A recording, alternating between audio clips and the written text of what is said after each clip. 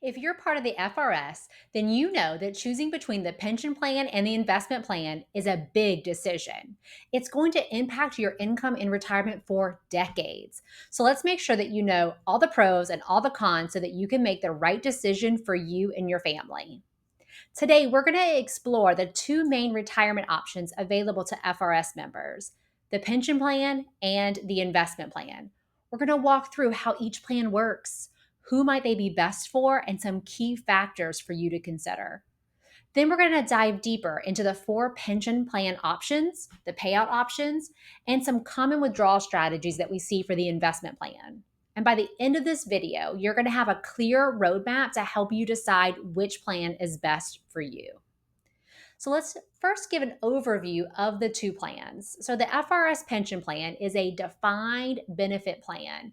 It's a traditional plan that promises a monthly paycheck for the rest of your life once you retire.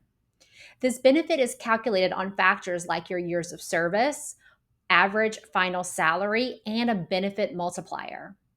There's a vesting period, usually at least 8 years, but it depends on when you started with the state. And after you're vested, you're eligible for some form of a benefit, depending on how old you are when you start it. The key advantage here is stability. There's no worrying about the market. There's no worrying if the market was up today or down today, or are we going into a recession when I retire or not. You have that stability of the pension income, but it lacks flexibility. Once you choose your retirement payout option, you're locked in. Now, with the investment plan, this is a defined contribution plan, right? It operates like a 401k or a 403b. You put 3% of your salary into the plan, and then the state matches depending on your salary and also your position. And then you get to decide within the investment options that are available how you want to have your money invested. So inside the FRS investment plan are different mutual funds, target date funds, and you get to decide how to have that allocated. And the advantage here is control. It's flexibility, right? It's having more control how it's invested. It's also having more flexibility when you go to take money out in the future about how and when you withdraw money from the plan. And the one limitation here is no guaranteed income, right? Your balance is really going to be dependent on the market and how you manage withdrawals. So now let's look at like an in-depth view of both of these plans so you can really decide which one's going to be best for you. First, with the FRS pension plan, let's talk about how the pension works. Well, the state has a formula, and this formula is based on your years of service, a benefit multiplier, and then your average final compensation. And then based on that, it's going to provide you with a set amount of income for the rest of your life, and it's managed by the state. You don't have to worry about the investments. You don't have to worry about market risk. That's all handled and managed by the state. Let's walk through the four pension payout options that you have. Option one is life only. This is the highest monthly benefit. So you get this income for as long as you live, but the day you die, it dies with you. There's no survivor benefits. This is best if you do not need to leave any money behind to a spouse or an heir. Option two is life with a 10-year certain. This means you get income for life, but if you pass away within the first 10 years, there is a benefit that's going to go to your beneficiary. That could be a spouse, a child, anyone that you've named as a beneficiary. So this makes sure that some benefit goes to someone if you pass away early in retirement. Just please note that if you decide to go into a drop, when you go into drop, starts the clock on the 10 years. That's really important to remember with this option. Option three, we typically think of it for spouses. It's joint with a 100% to the survivor. This means you get income for life, but if you or your spouse passes away first, the survivor continues to get the same income for the rest of their life. This is ideal if your priority is to make sure your spouse maintains the same amount of monthly income. And then option four is joint with 2/3 to the survivor. And there's a lot of confusion around this option.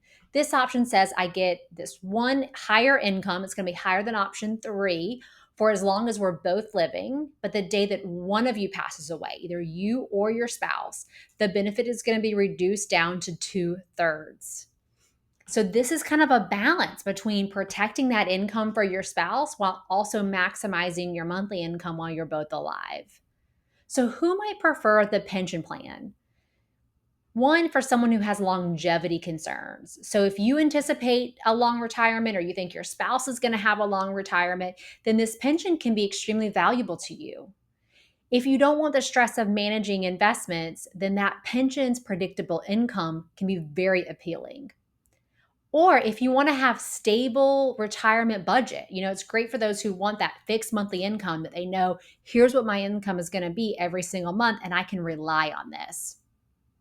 So now let's talk about the investment plan and details on your options there. So first of all, you do contribute 3% of your salary into the investment plan, and the state also contributes based on your salary and your position. You then allocate your money, how it's being invested, into various funds that are available inside the plan. That can include index funds, mutual funds, target date funds, right? Think, as we think about with investments, right? Higher risk could mean higher return potential. Market performance can boost your account, but it can also decline during downturns. You've got more liquidity and flexibility with the investment plan versus the pension. So at retirement, you can choose how and when to take withdrawals. You can roll it over to an IRA so that you have more investment control. And then also there's an inheritance. So any remaining balance left in the plan can be passed on to your heirs, which is something the pension doesn't really offer. Now, when we have clients that have the FRS investment plan, there's some common withdrawal strategies that we see because that's a question we get too. Okay, I'm in the investment plan, but now what? Like when I get to retirement, how am I going to start taking money out of the investment plan? So, one option might be to do interest only, meaning that you only take out the interest and dividends, leaving the principal invested. This helps preserve the principal, but it's not going to give you as much income as the pension. Another option, with flexibility here, is that you can delay taking money out. So let's say you want to let this account grow for as long as possible.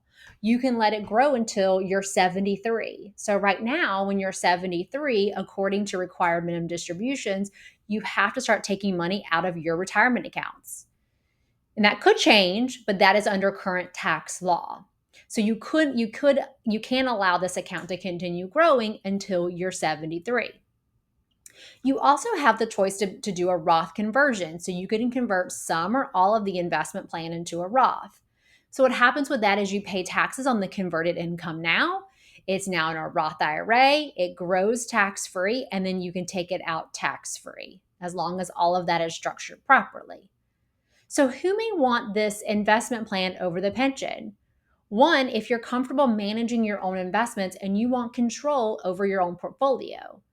You want flexibility. You want the option to withdraw larger amounts of money early or to leave funds for heirs.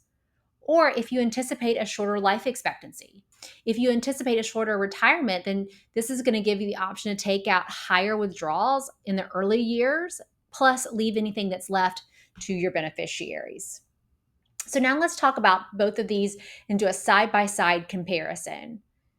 Let's talk about income guarantees. The pension has a locked in monthly income for life. Again, that's really great if you are going to live a long time in retirement. The investment plan income is determined by market performance and then also your withdrawal decisions. What about flexibility and control? The pension, you have very little control.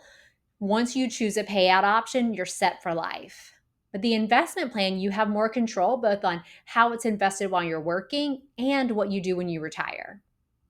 From a legacy standpoint, the pension does have a few survivor benefits, but it's limited, usually to a spouse. And with the investment plan, any leftover balance can be passed on to your heirs or beneficiaries. Also, when we're thinking about vesting or job changes, the pension has a longer vesting schedule than the investment plan. So if you're not planning on being in the state very long, the investment plan would be a better option for you. The investment plan does have a shorter vesting schedule and it's more portable, right? You can move it to another employer plan. So both of these plans have very different pros and cons. They serve different needs. The pension is best for those who want that guaranteed income. They want the stability without having to worry about the investments, while the investment plan offers more flexibility, potential growth, legacy options. And really, the choice depends on how long you plan to work, how comfortable are you with investment risk, and your retirement lifestyle goals.